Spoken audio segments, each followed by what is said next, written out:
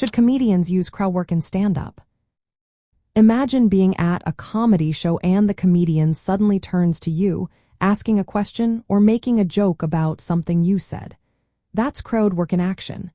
It's a spontaneous way comedians interact with their audience. But should they use it regularly? Back in the 1990s, crowd work was not the main focus of stand-up comedy. Most comedians relied on carefully written jokes and observations.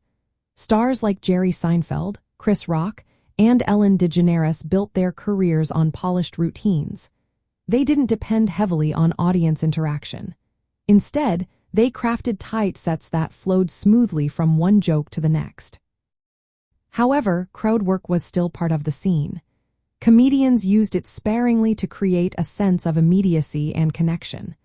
When done well, crowd work can energize the room and make each show feel special.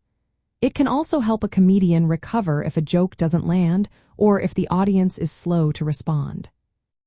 But there are risks. If a comedian relies too much on crowd work, it can throw off the timing or disrupt the flow of their set. Poorly handled interactions can lead to awkward moments or even offend audience members. That's why many comedians from the 1990s preferred to keep crowd work brief and strategic. They prepared fallback jokes for common questions or interruptions. Using crowd work to warm up the audience or to recover from a lull makes sense. It should be used sparingly and with control. Comedians need to maintain authority on stage by gently managing hecklers or overly talkative fans.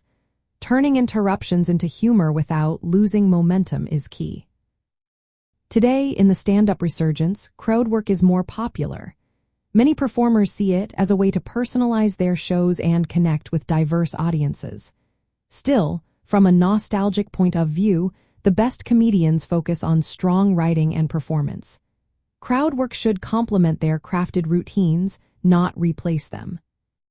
So, should comedians use crowd work in stand-up?